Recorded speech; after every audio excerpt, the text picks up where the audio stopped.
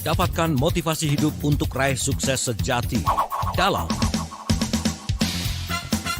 Smart Motivation.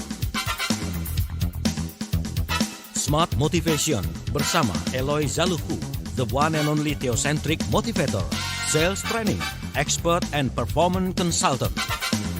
Selamat mengikuti.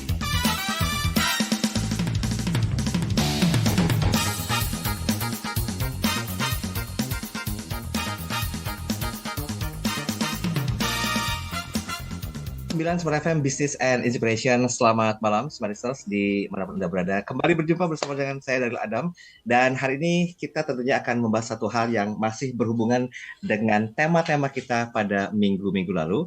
Dan di program Smart Motivation saya akan menyapa terlebih dahulu sudah ada Pak Eloy Zaluku. Selamat malam Pak Eloy. Selamat malam dan semangat pagi. Good morning, good morning, good morning. Yeay.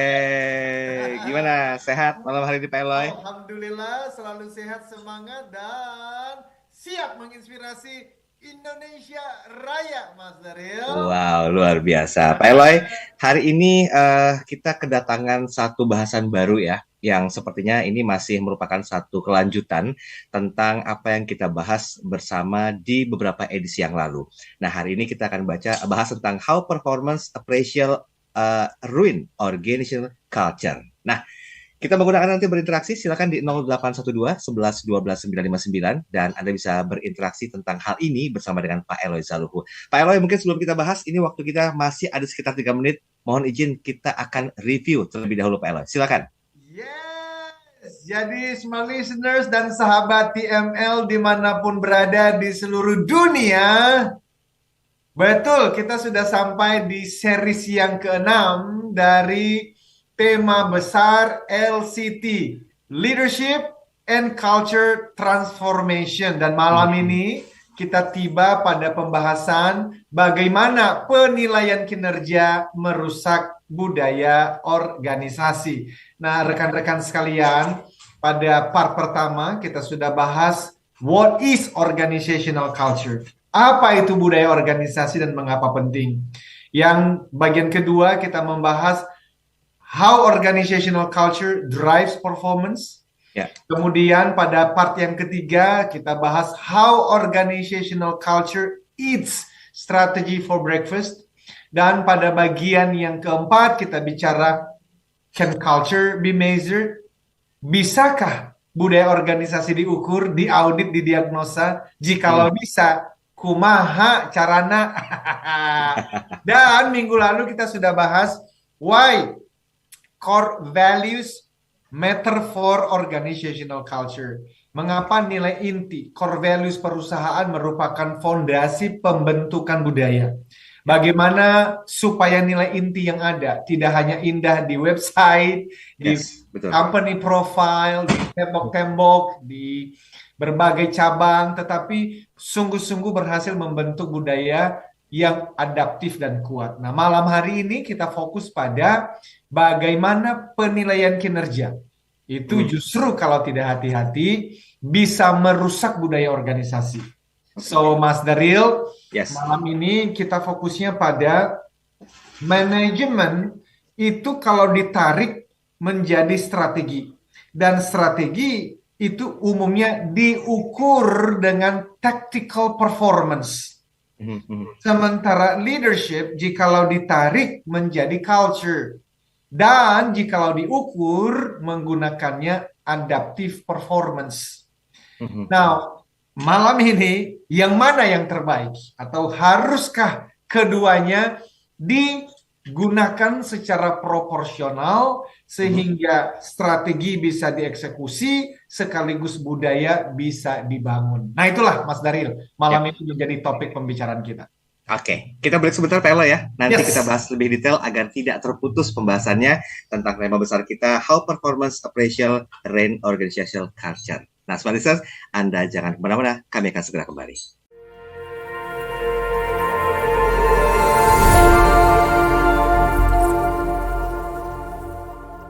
Kabar gembira, kini program TML Practitioner tanpa kriteria khusus hadir untuk seluruh masyarakat Indonesia TML adalah singkatan dari Theocentric Motivation and Leadership yang merupakan model pembelajaran dan juga pelatihan dalam bidang motivasi dan kepemimpinan yang diintegrasikan dengan pemahaman spiritual. Pelatihan TML Practitioner dilakukan secara virtual bersama para Certified Theocentric Motivator terpilih dan Eloy Zaluku sebagai Founder and Master Teacher of TML. Ayo, dapatkan penawaran khusus dengan sistem TSA atau transfer semampu Anda. Terbatas untuk 100 orang pendaftar pertama. Segera daftarkan diri Anda melalui WhatsApp di 0813 983 98127 atau 0818 089 09199. Jadilah TML Practitioner dan ukir jejakmu.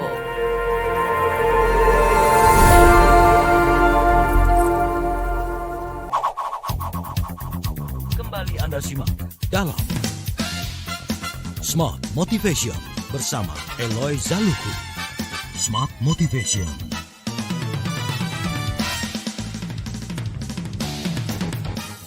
Ya, terima kasih Anda masih bersama kami dalam program Smart Motivation bersama dengan Pak Eloy Zaluku. Dan seperti biasa kita melanjutkan ya rangkaian perbincangan kita dalam program kali ini. Dan nggak kerasa Pak Eloy, kita sudah sampai di series yang ke-6. Wah, udah 6 minggu nih kita bahas masalah ini. Dan ternyata hari ini kita akan fokus kepada how performance appraisal ruin organizational culture. Gimana sih penilaian kinerja itu bisa merusak budaya organisasi. Nah, ngomongin masalah merusak, kita ingat waktu beberapa episode yang pertama, ini juga ada hubungannya dengan merusak-merusak begitu ya. Apakah itu memang identik dengan adanya kerusakan? Belum tentu. Pak Eloy, silakan kita bahas lebih detail tentang poin ke-6 ini. Thank you Mas Daryl. Smart listeners dan sahabat TML, ingat ya, bahwa pembahasan tentang culture atau budaya tetap relevan di level individu. Oke. Karena kalau di level individu namanya adalah kebiasaan. Yes. Di level perusahaan disebut budaya. Sehingga judul kita yang terdengar, aduh kayaknya berat ya. Malam-malam ngomonginnya berat-berat gitu ya. Sebenarnya kalau disederhanakan di level pribadi atau motivasi individu, maka tema ini menjadi bagaimana ukuran sukses seseorang itu bisa merusak kebiasaannya. Jadi yang namanya performance appraisal di level perusahaan, di level pribadi itu namanya adalah ukuran sukses kita gitu loh. Jadi kalau ukuran sukses si A adalah gaji yang besar, kemudian mobil mewah, dan itulah satu-satunya ukuran suksesnya, maka itu bisa merusak budaya kejujurannya, merusak kebiasaan jujur yang sejak kecil sudah diajarin oleh ayah dan ibu. Gara-gara kok bisa rusak? Ya karena sampai dia SMA, sampai dia kuliah, dia itu belajar tentang hidup tuh mesti jujur, nak. Apa nggak mau lo, kamu nilai-nilainya semuanya bagus tapi hasil dari contek-menyontek. Ayah, ibu nggak mau lo. Sudah terbentuk kebiasaan itu selama 20 tahun usianya. Ketika dia bekerja, di tempat kerjanya itu nggak penting caranya, yang penting hasilnya. Resultnya ya. Nah, resultnya. Maka setahun 2 tahun dia itu masih gelisah, khawatir terus ketika dia itu bermain under the table misalnya, suap menyuap misalnya. Aduh, nuraninya itu, nur cahaya ilahi itu Mas Daryl. Terganggu dia. Tetapi memasuki tahun yang ketiga, apalagi sekarang sudah tahun yang ke-10 di perusahaan itu. Wah, yang namanya kebiasaan jujur yang dulu, karakter jujur dulu, kalau diinget-inget dia ngomong begini, emang gue pernah jujur ya? Kenapa? Karena ukuran suksesnya sudah mengubah, bahkan merusak kebiasaan lamanya. So, sesimpel itu sebenarnya yang sedang kita bicarakan ini. Tetapi karena buku yang sedang kita tulis untuk level perusahaan, ya kita gunakannya ya culture, biar kelihatan pinter aja gitu. Ya. Gini. Beberapa hari yang lalu, ingat gak waktu saya telepon Pak Eloy, waktu kita mau bahas tentang masalah ini atau tema ini, nanti Mas Daryl saya mau cerita tentang sebuah kisah inspiratif yang ini mengawali dari bahasan kita tentang siapa tuh yang petugas kebersihan sebagai pemimpin sejati. Mas Daryl ini ya dibilang sudah usia di atas 20 tahun tapi kok masih daya ingatnya itu masih kuat banget, Mas Daryl. Saya ingat banget itu kan nanti Mas Daryl saya akan ceritakan ketika series yang ke-6. Nah, ayo sekarang saya tagih janji. Kisah inspiratif loh ini. Saya jadi ingat. Saya akan ceritakan itu. Jadi saja. Smart Listener dan sahabat TML itu bicara tentang itu kisah inspirasi sih, tentang petugas kebersihan yang disebut sebagai pemimpin sejati. Ini keren banget nih. Ya toh? Jadi diceritakan ada kepala sekolah, gitu, yang menceritakan kisah ini, dan itu tentang petugas kebersihan di sekolahnya. Kita berikan saja namanya Andri, suatu hari seorang anak berusia 6 tahun, kelas 1 SD, di sekolah tempat Andri bekerja, gitu, itu anak usia 6 tahun kelas 1 SD ini ngompol. Wah, sebenarnya itu bukan kejadian yang terlalu aneh kan. Tetapi secara umum anak-anak berusia 6 tahun sudah jarang mengompol, Mas Daryl. Sehingga kejadian tersebut berpotensi sangat traumatis nih bagi anak tersebut. Nah, ketika sedang bersih-bersih, Andri melihat hal yang sedang dialami anak itu yang berdiri di lorong sekolah, tampak sangat bingung, bercampur takut, malu, dan ingin menangis. Maka Andri berinisiatif mengambil tanggung jawab untuk menemukan guru anak itu. Bersama-sama dengan guru tersebut, mereka membawa anak itu ke ruangan lain dan membantunya membersihkan diri. Entah bagaimana ya mereka menemukan celana ganti untuk si anak ini, tapi intinya mereka berhasil membantu anak itu menenangkan diri dan akhirnya mengirimnya kembali ke kelasnya. Tujuan si tukang kebersihan dan gurunya adalah membantu anak itu menghindari ejekan teman-teman sekelasnya. Jika anak itu dipulangkan gara-gara mengompol pada usia 6 tahun. Jadi begitu anak itu kembali ke kelas, Andri melanjutkan tugas kebersihannya seperti memungut sampah, membersihkan lantai dan sebagainya. Nah, kisah Andri ini, Mas Daryl, berbicara tentang kepemimpinan sejati. Dan ini nanti ada hubungannya dengan pembahasan kita. Kita tidak tahu banyak ya, tetapi maksudnya tentang si Andri, tetapi kisah di atas tadi memberitahu kita bahwa Andri adalah seorang pemimpin loh. Dari struktur jabatan, dia berada di peringkat terendah di sekolah itu. Tetapi dia berpikir dan bertindak layaknya seorang pemimpin, bahkan seorang pemilik sekolah itu. Kenapa? Karena dia bisa saja mengamati kesusahan anak tersebut dan memutuskan bahwa itu bukan tugasku lah. Ngapain sih ngurusin anak yang sedang ngompol? Tapi tidak demikian dengan Mas Andri. Dia berhenti lalu mengambil tanggung jawab dan melakukan apa yang menurutnya terbaik untuk anak dan sekolah itu. Nah, ini penting. Yang menurut dia ini adalah hal yang terbaik untuk anak tersebut dan untuk sekolah mereka. Dia menunjukkan karakter seorang pemimpin. Dan bahkan dia bertindak dan berpikir layaknya seorang pemilik.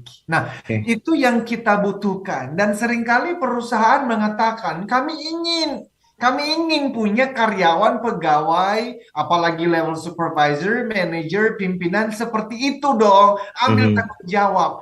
Tetapi pertanyaannya adalah, apakah pengukuran kinerja, evaluasi kinerja di sekolah, di lembaga, di perusahaan yang sedang mendengarkan kita, itu menolong Andri-Andri yang lain untuk betul-betul melakukan perilaku seperti yang dilakukan Andri tadi. Karena kita bisa mengatakan kalau ukuran kinerjanya adalah taktikal, yang penting hasil, yang mudah untuk diukur. Yaitu apa sih yang mudah diukur dari pekerjaan seorang office boy? Ya udah, dia selesai membersihkan, menyapu, mengepel bagian tugasnya. Kan dia tidak diukur. Kan seorang office boy tidak harus diukur dari bagaimana dia menolong seorang anak yang lagi ngompol. Itu tidak ada dalam SOP-nya, Mas Daryl. Setuju. Tapi kok Andri bisa? Nah, ini justru yang kita mau bicarakan. Oke, baik. Thinking out of the box ya. Ini yang menjadi satu pemikiran yang ada di benaknya Andri gitu. Walaupun memang betul Pak Eloy, bukan job desk-nya. Tapi ketika ada satu bentuk empati yang sepertinya ini merupakan sebuah bagian dari hati nurani, nah ini yang kadang-kadang membuat dia tuh bisa melambung. Jadi sama aja kayak tinggal tunggu momentumnya aja deh, tinggal tunggu saatnya aja deh, kita berbuat baik aja dulu. Bener. Nah, kalau saatnya memang ada hokinya dalam tanda petik ya kepada kita, momentum itu akan datang. Sok tahu banget saya. Ini berapa tahun saya bersama dengan tim TML nih di bawah asuhannya Pak Eloy ini.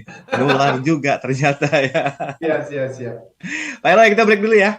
Tanggung. Untuk lanjutin biar lebih komprehensif di sesi berikutnya. Sudah ada beberapa komentar yang masuk, tapi nanti kita bahas di sesi yang ketiga dan juga keempat. Kami akan segera kembali. Kembali Anda simak dalam Smart Motivation bersama Eloy Zaluku. Smart Motivation.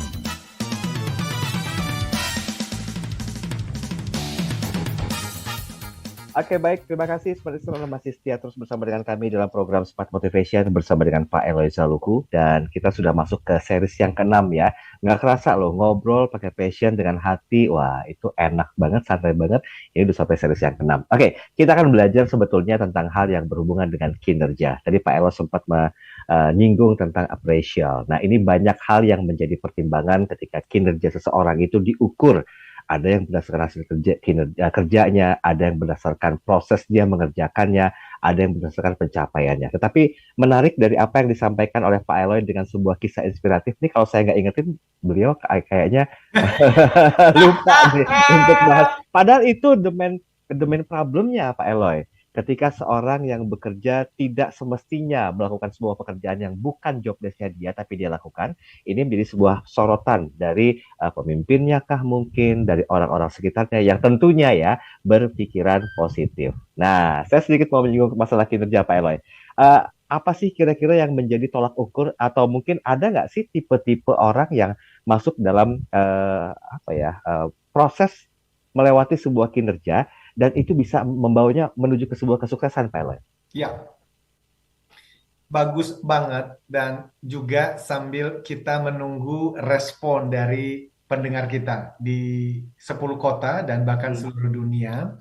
Sekali lagi Mas Darilia, saya ingatkan bahwa pembahasan kita tentang culture bisa ditarik ke level pribadi. Jadi dari kisah Andri tadi, kita bisa bayangkan ya bahwa kebiasaan Andri berarti mau membantu orang. Itu sudah jadi kebiasaannya dia. Sudah jadi kebiasaan Andri kalau ada orang yang sedang membutuhkan, dia suka aja menolong. Dan kebetulan ini botol ketemu dengan tutupnya. Budaya di sekolah dia bekerja menilai juga tentang hal itu. Kebayang dong ya kalau ibu kepala sekolah memberikan ukuran kinerja bagi Andri. Pokoknya, kamu kerjakan pekerjaanmu sesuai dengan KPI, job description yang ada. Maka ketika ibu kepala sekolah keluar dan ternyata dia melihat Andri, itu bukan lagi bersih-bersih. Justru lagi lari mencari gurunya Andri. Atau lagi di dalam ruangan mencari celana baru ganti untuk Andri, lalu dimarahin. Nah, kalau itu terjadi sekali aja di sekolah itu, maka tidak mungkin pernah ada orang seperti Andri. Kenapa? Karena mereka takut. Kalau aku mengerjakan pekerjaan di luar tanggung jawabku, kita bukan diapresiasi, yang ada dicuci. Iya, iya, iya, iya. You see, jadi itulah budaya kan. Lalu siapa yang membangun budaya ini? Makanya judul bukunya Leadership and Culture Transformation.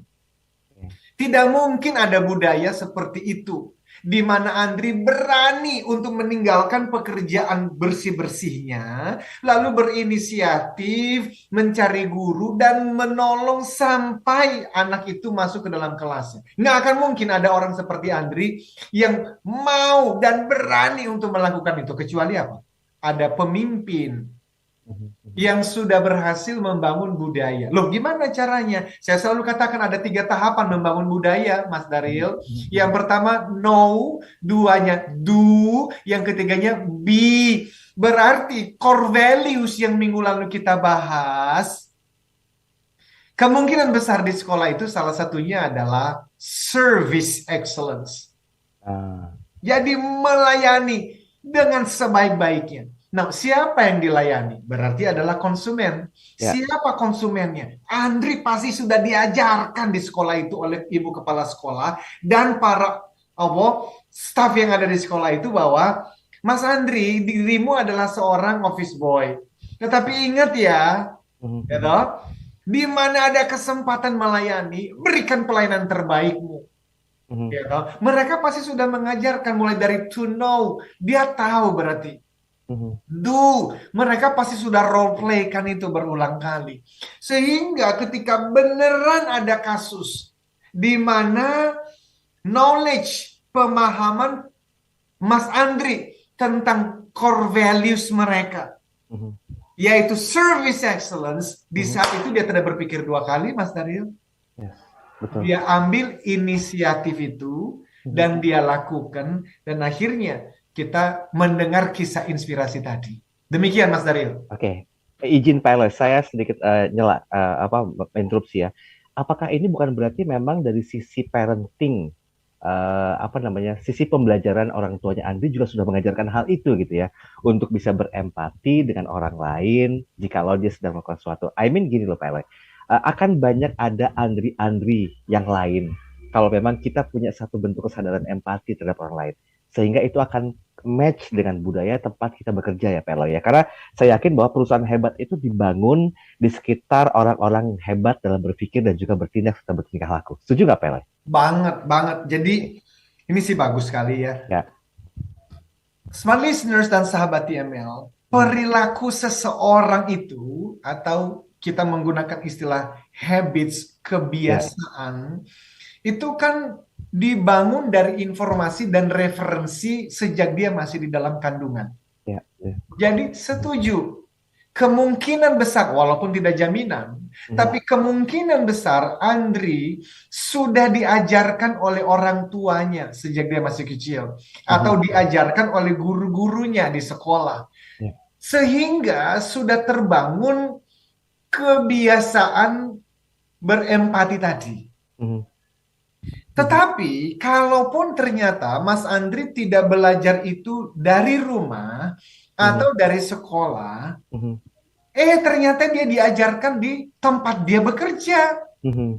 Diajarkan oleh siapa? Sekali lagi, oleh pimpinannya, oleh rekan-rekan kerjanya. That's culture. Kembali kepada definisi culture. Culture itu apa sih? Culture itu kan bicara mengenai how we do things around here. Cara kerja kami, cara berpikir kami, yang kemudian muncul dari perilaku kami di tempat kerja ini. Nah, Andri baru saja menunjukkan perilakunya, yaitu menolong, memberikan service terbaiknya. So betul Mas Daryl, bisa besar kemungkinan Andri belajar dari rumah, tetapi banyak orang yang tidak mendapatkan pelajaran sebaik itu di rumah kan. Ya, Tapi di tempat kerja ternyata bagus banget. Kenapa? Karena diajarin di rumah. Apalagi kalau dua-duanya menjalankan perannya. Ayah ibu mengajarkan tentang, let's say, berani gagal. Ya kan? ya, ya. Kan itu yang kita butuhkan di tengah-tengah kondisi ekonomi yang sedang menantang ini, Mas Daryl. Betul, betul. Apalagi tahun depan semakin banyak tantangannya. Sehingga pegawai tim kerja yang dibutuhkan adalah orang-orang yang tidak lagi menunggu terus. Manajerku, direkturku akan ngomong apa, ya itulah yang kulakukan. Wah, habis kita. Iya. Tetapi bayangkan kalau ternyata dia dari rumah, papa mamanya sudah mengajarkan mengenai satu hal. Apa itu? Setiap malam sebelum tidur ditanya oleh ayah dan ibu, hari ini kamu melakukan kesalahan apa? Hari ini kamu melakukan kesalahan apa? Itu anak itu kan sedang diajar bahwa kesalahan itu oke, enggak apa-apa. Karena justru sejak dari kecil sudah diprogram oleh ayah dan ibu. Salah itu enggak apa-apa. Yang penting jangan kesalahan yang konyol, gitu loh. Ya. Tetapi kesalahan yang memang memicu kreativitasmu. Nah, itu berarti sudah diberikan dasar oleh orang tua tuh. Ya. Sehingga nanti ketika dia bekerja di perusahaan yang core values-nya adalah creativity. Wah, jadi barang ini. All out langsung semua. Pasti. Kenapa? Dari rumah sudah diajarkan sejak kecil tentang kreativitas. Atau kalau tidak berani bertanya tentang kesalahan apa yang kamu lakukan hari ini. Oke, kita bikin lebih sederhana. Pertanyaan kepada anak kita adalah, hari ini kamu ada bertanya apa kepada gurumu? Satu pertanyaan setiap hari. Lu kenapa? Karena orang tuanya mengatakan kepada anak-anak, orang yang bertanya itu pasti berpikir. Nggak ada anak bertanya tanpa berpikir toh, itu berarti iseng. Ya. Jadi di dalam kelas dia itu selalu mencari, selama dia belajar dari gurunya, dia lagi mempersiapkan pertanyaanku apa? Pertanyaanku apa? Oke. Nah, bayangkan kalau sejak masih SD, SMP, SMA, kuliah, itu anak-anak sudah terbiasa memunculkan, memformulasikan pertanyaan yang bagus. Semua pertanyaan yang bagus dimulai dari pemikiran yang bagus, Thomas Taril. Betul. Nyatanya banyak loh anak-anak yang tidak demen bertanya. Kenapa? Karena bertanya itu butuh mikir. Betul. Sama, setiap saya ketemu Pak Eloi di program ini, saya berpikir keras untuk pertanyaan. Iya. Iya. Oke, baik. Pak Eloi, kita break dulu ya. Cepat banget. Yes. Cukup waktu jadi, tapi benar-benar kita bisa maksimalkan ya. Langsung ke intinya saja. Bagaimana penilaian kinerja merusak budaya organisasi. Ini mungkin resultnya yang ditunggu oleh Smart Listeners. Kok bisa gitu ya hal itu terjadi? Nanti setelah yang satu ini. Tetap bersama kami.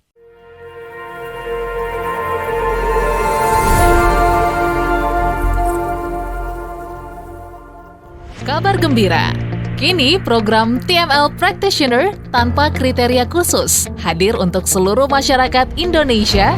TML adalah singkatan dari Theocentric Motivation and Leadership yang merupakan model pembelajaran dan juga pelatihan dalam bidang motivasi dan kepemimpinan yang diintegrasikan dengan pemahaman spiritual. Pelatihan TML Practitioner dilakukan secara virtual bersama para Certified Theocentric Motivator terpilih dan Eloi Zaluku sebagai Founder and Master Teacher of TML. Ayo, dapatkan penawaran khusus dengan sistem TSA atau transfer semampu Anda. Terbatas untuk 100 orang pendaftar pertama. Segera daftarkan diri Anda melalui WhatsApp di 0813 983 98127 atau 0818 089 09199. Jadilah TML Practitioner dan ukir jejakmu.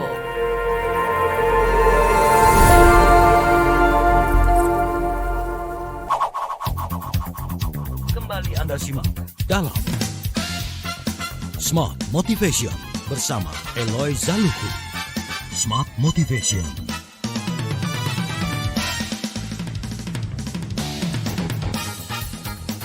Baik, terima kasih Anda masih terus bersama dengan kami walaupun waktunya sangat terbatas, tapi kita akan coba maksimalkan untuk membahas ini secara total ya, karena mungkin smart listeners juga perlu tahu tentang bagaimanakah efektivitas dari pengukuran kinerja. Nah, ini yang digadang-gadang juga menjadi sebuah pertimbangan dari perusahaan untuk ya paling tidak membuat Anda itu menjadi lebih baik, ada hal yang perlu dilakukan, melihat dari titik-titiknya seperti apa. Silakan langsung Pak Eloy. Thank you Mas Daryl. Di dalam mengukur kinerja itu yang paling terkenal ada 2 jenis pengukuran, smart listeners. Yang pertama dikenal dengan istilah tactical performance. Yang kedua dikenal dengan adaptive performance. Nah, tactical itu berarti mengukur kinerja, tactical itu kan taktis ya, taktik siasat. Jadi kinerja taktis itu berbicara mengenai seberapa efektifkah sebuah perusahaan, yang mana perusahaan diisi oleh orang-orang, dalam berpegang teguh pada strategi yang sudah ada dan kemudian tentu saja meraihnya. Jadi kalau strateginya adalah meningkatkan kinerja, meningkatkan indeks pelayanan pada konsumen, misalnya, ya. Dan itu diukur berdasarkan survei-survei. Maka tactical itu nanti akan muncul menjadi key performance indicators dan muncul dalam bentuk angka-angka. Itu taktis. Kalau seorang salesperson ini gampang banget. Pencapaian targetnya dalam bentuk angka. Dan itu bisa diukur dari berapa customer yang dihubungin dalam sehari. Ya toh? Berapa orang customer yang dia temuin untuk memberikan presentasi dalam 1 minggu. Semuanya ada angka-angkanya. Which is so important. Penting banget. Tetapi itu hanya salah satu dari jenis pengukuran kinerja. Ada lagi yang kedua, yang tadi adaptive performance.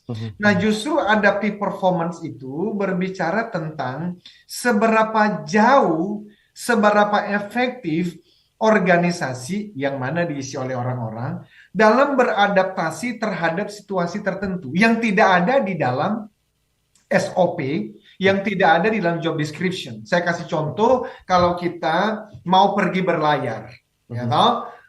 Di tengah samudra luas, dan kita belajar tentang bagaimana membuat kapalnya, ya toh? Bagaimana nanti kita menjalankan kapal itu, dan semua ada SOP-nya. Tetapi kemudian ketika kita masuk ke dalam laut gitu ya, kita berlayar, ternyata ada ombak dan badai yang besar sekali, dan tidak terdapat dalam SOP kita bagaimana cara untuk bermanuver di tengah-tengah badai itu. Disitulah adaptif itu dibutuhkan. Nah, saya membaca dari orang bernama Neil Doshi dan Lindsay McGregor. Ini suami istri yang menulis buku yang sangat terkenal. Judulnya adalah Prime to Perform. Tentang hasil penelitian terhadap 20.000 pegawai di seluruh Amerika. Dan kemudian ratusan studi akademis tentang psikologi kinerja manusia. Dan mereka menemukan ternyata umumnya organisasi cenderung berfokus pada satu jenis ukuran kinerja saja. Yang mana itu? Tactical performance. Kenapa? Karena itu paling mudah untuk diukur. Tetapi justru di tengah-tengah kondisi ekonomi yang menantang, disrupsi, perubahan yang begitu cepat, harusnya budaya perusahaan yang dibangun itu kan tentang inovasi, agility, kreativitas. Dan betul kalau kita melihat sekarang banyak perusahaan yang punya core values itu. Dan ternyata tidak pernah terbangun dengan baik kinerja, tidak pernah terbangun dengan baik budaya tersebut. Kenapa? Karena dihancurkan, dirusak oleh sistem penilaian kinerjanya yang tadi itu tactical itu. Saya kasih contoh ya Mas Daryl ya. Pada saat ya India itu berada di bawah kolonial Inggris. Ini sangat terkenal namanya efek Cobra Effect. Kenapa? Karena waktu itu ada satu kondisi di New Delhi, di India, di mana begitu banyak ular kobra. Mhm. Dan itu banyak memakan korban. Banyak orang kemudian mati bahkan. Sehingga pemerintah kolonial waktu itu Inggris akhirnya membuat satu ide lah ya, Mhm. dengan satu program, yaitu apa? Memberikan hadiah kepada siapapun ya, masyarakat yang kemudian membunuh kobra itu dan ditunjukkan kepada pemerintah Inggris, dan satu kobra itu diberikan hadiah uang. Mhm. Yang terjadi, wah, akhirnya satu persatu ya masyarakat setempat berlomba-lomba untuk berburu kobra, Mas Daryl. Sebulan, 2 bulan, 3 bulan pertama berhasil. Ya. Ratusan bahkan ribuan kobra berhasil dimatikan. Mhm. Sampai muncul masyarakat yang berpikir cerdik. Betul juga. Mereka berpikir ada peluang bisnis nih. Ah, Apa kemudian yang mereka lakukan? Mereka mengembangbiakan kobra. Mereka beternak kobra. iya. Mereka beternak kobra sampai puluhan ribu anak kobra baru. Dan setelah 2 bulan, 3 bulan, 6 bulan, waduh, itu jumlah kobra yang kemudian ditunjukkan kepada pemerintahan kolonial itu banyak banget. Sampai terbongkarlah sudah bahwa ini hasil dari beternak kobra. Oke. Setelah pemerintahan Inggris mengetahui tentang kejadian realita itu, apa yang mereka lakukan? Tentu saja mereka mengatakan program pemberian hadiah terhadap kobra-kobra ini dihentikan. Apa yang terjadi kemudian? Tentu saja para peternak kobra membiarkan kobra-kobranya berkeliaran. Jadi inilah yang dimaksudkan itu. Tadinya kan pemerintahan Inggris ingin mengeliminasi, menghancurkan, menghabisi kobra-kobra itu. Ya. Karena salah ukur, salah KPI, malah mereka mendapatkan puluhan kali lebih banyak kobra. Ini bisa terjadi di perusahaan, Mas Daryl. Ya toh? Maka no wonder ketika di perusahaan tertentu yang dipentingkan ukurannya adalah pencapaian hasil, tidak peduli dengan cara, maka muncullah para sales people yang tipu-tipu. Tapi ketika kita berbicara mengenai budaya itu ada jujur, ada integritas, bahkan ada teamwork, kerja sama tim. Tapi ukuran penilaian kinerja nggak pernah mengukur tentang kerja sama tim. Selalu yang dapat reward atau awarding itu adalah individu Pribadi. Tapi setiap kali nanti berbicara mengenai culture, ini perusahaan kita itu ya, ayolah Loy, ayo adakan training teamwork. Ya tahu? Bahkan kita adakan outboundnya pun keluar kota, habisin ratusan juta. Tapi nggak ada hasilnya. Kenapa? Karena sistem penilaian kinerja itu individu terus. Ya. Makanya di tim kecil kami di Capstone, itu sejak bertahun-tahun yang lalu, kami sudah munculkan di dalam penilaian kinerja kami tentang award dan rewarding itu bukan hanya individu, tetapi tim. Karena kalau tidak, semua hal yang kita bicarakan mengenai teamwork nggak akan bunyi, Mas Daryl. Ya, betul. Orang tuh akan berlomba-lomba untuk apa? Yang penting KPI-ku tercapai. So, kita berharap banget pembahasan seperti ini mengingatkan para pengambil keputusan di luar sana, para pemilik UKM, untuk berhati-hati dengan ukuran penilaian kinerjanya. Ya. Karena kalau tidak, yang terjadi adalah efek kobra. Itu Mas Daryl. Yes, ini juga pembelajaran buat para HR division ya berarti ya. Banget. Karena memang sering menggaung-gaungkan masalah kinerja secara pribadi. Baik Pak Eloy, 1 menit cukup nggak ambil konklusi? Semua listeners dan sahabat YML dimanapun berada, pembahasan kita ini sekali lagi di level individu namanya kebiasaan. Oke. Jadi saya minta sekarang di level pribadi renungkan ukuran kesuksesan Anda masing-masing apa. Kalau ukuran kesuksesannya adalah terlihat hebat di depan publik, lalu di Instagram, di TikTok kita terlihat kaya raya dengan branded barang-barang, produk-produk branded yang hebat-hebat. Dan itu menjadi ukuran kesuksesan kita. Be very careful. Hati-hati sekali. Karena Anda akan sangat mudah tergoda untuk merusak kebiasaan Anda lain yang harusnya lebih bernilai. Apa itu? Tentang kejujuran, tentang berempati dengan orang lain, tentang halal di dalam mencari rezeki. Jadi ukuran kesuksesan intinya penting banget Mas Daryl. Be very careful. Dan untuk organisasi berhati-hati. Harus dikombinasikan antara tactical performance dan adaptive performance. Karena kalau hanya tactical saja, believe me, yakinlah, budaya baik nggak akan pernah tercipta dan terbangun di perusahaan itu. Harus dua-duanya berjalan. Oke, menemukan keseimbangan ya, biar selamat ya. Yes. Suami dan juga istri, kakak dan juga adik ya. Yes. Oke, that's it for today. Saya Daryl Adam. Saya Eloy Zaluku, inspire people, develop leaders, and build organizational culture. Sampai jumpa.